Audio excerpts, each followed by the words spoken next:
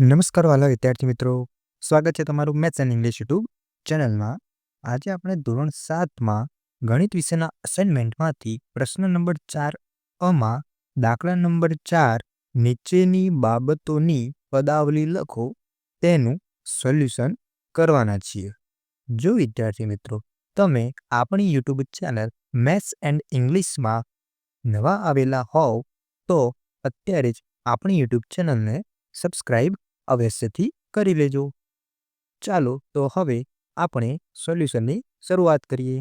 પ્રથમ વિધાન છે એક્સ અને વાયના ગુણાકારમાંથી તેમનો સરવાળો બાદ કરતા. આપણે આવા વિધાનોનું સોલ્યુશન કરવા માટે આપેલા વિધાનને અલગ અલગ ભાગોમાં વિભાજિત કરીશું અને ત્યારબાદ તેમાંથી પદાવલીનું નિર્માણ કરીશું. તો જુઓ, એક્સ અને વાયના ગુણાકારમાંથી એટલે કે સૌપ્રથમ આપણે શું કરવાનું રહેશે? એક્સ અને વાયનો ગુણાકાર કરવાનો છે. તો આપણે કરી લઈએ એક્સ ગુણ્યા વાય. હવે આપણને ખબર છે એક્સ ગુણ્યા વાય એટલે આપણને શું મળશે?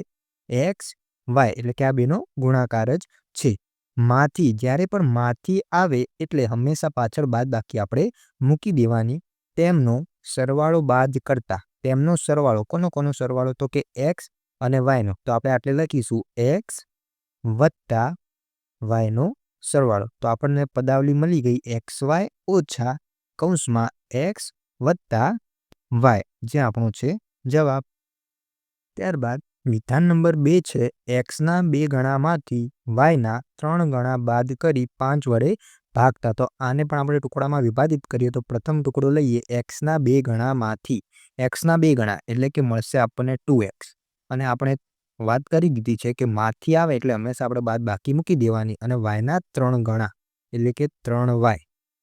તો એક્સના 2 ગણામાંથી વાયના 3 ગણા બાદ આપણે કરી દીધા. અને હવે 5 વડે ભાગતા એટલે કે આપણને જે પદાવલી મળી તેને કેટલા વડે ભાગવાનું છે? 5 વડે. તો ભાગાકારમાં આવી જશે 5. તો આપણો ફાઇનલ જવાબ આવશે 2x - 3y આખાના ભાગાકારમાં 5.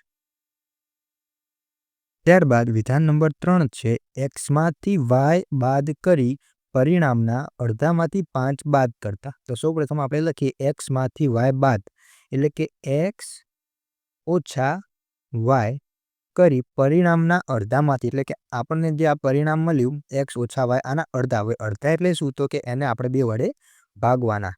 તો ચલો આટલું આપણને મળી ગયું. આ પદાવલી છે આટલા સુધીની. હવે આગળ શું કીધું છે? 5 બાદ કરતા. તો જે આપણને મળ્યું એમાંથી હજુ શું બાદ કરવાનું છે? તો કે 5 બાદ કરવાના છે. તો આપણે લખી દઈએ -5. તો આ હશે આપણો જવાબ. ત્યારબાદ વિધાન નંબર 4 છે પી અને ક્યુના ગુણાકારના 3 ગણામાં 2 ઉમેરતા. સૌપ્રથમ આપણને કીધું છે પી અને ક્યુના ગુણાકાર એટલે કે આપણે સૌપ્રથમ પી અને ક્યુનો ગુણાકાર કરી લઈએ તો જવાબ આવશે પી ક્યુ ગુણાકારના 3 ગણામાં. હવે આ જે ગુણાકાર છે એના 3 ગણા એટલે કે પી ક્યુને કેટલા વડે ગુણવાના? હજુ 3 વડે. તો જે આટલે સુધીનું વિધાન હતું પી અને ક્યુના ગુણાકારના 3 ગણામાં, તો તેનો જવાબ આવશે 3 પી ક્યુ.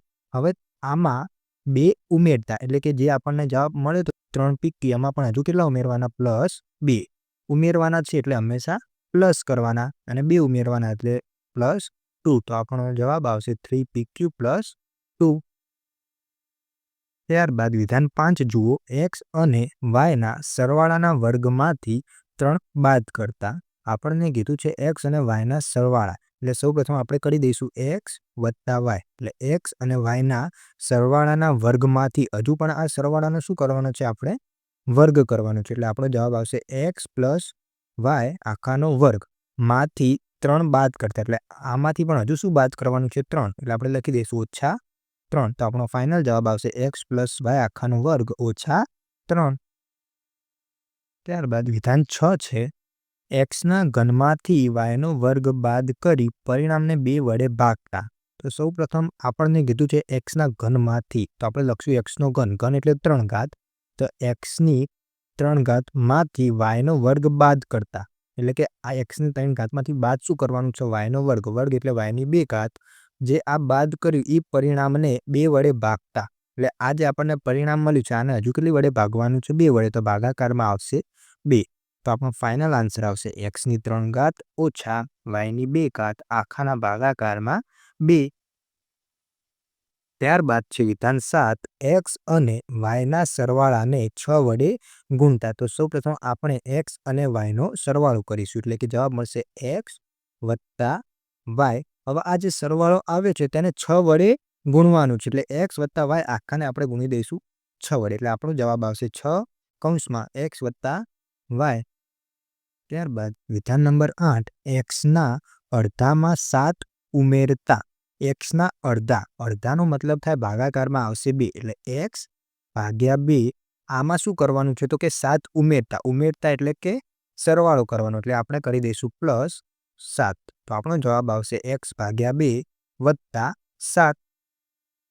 ત્યારબાદ વિધાન 9 જુઓ વિદ્યાર્થી મિત્રો. y ના ત્રીજા ભાગમાંથી 1 બાદ કરતા. y ના ત્રીજા ભાગ એટલે કે ભાગાકાર કેટલા વડે ભાગવાનું છે? ત્રીજા ભાગ એટલે કે 3 વડે ભાગવાનું છે. કોને? y ને.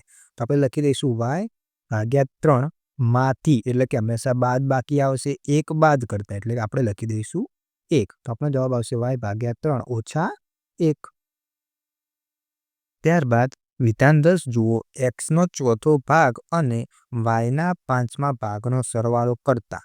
x નો ચોથો ભાગ એટલે કે x ને આપણે 4 વડે ભાગવાના તો આપણે લખી દઈશું x ભાગ્યા 4 અને y ના પાંચમા ભાગ એટલે કે y ભાગાકારમાં 5. આ બંનેનું આપણે શું કરવાનું છે તો કે સરવાળો કરવાનો છે એટલે x ભાગ્યા 4 વત્તા y ભાગ્યા 5 આપણો ફાઇનલ જવાબ છે.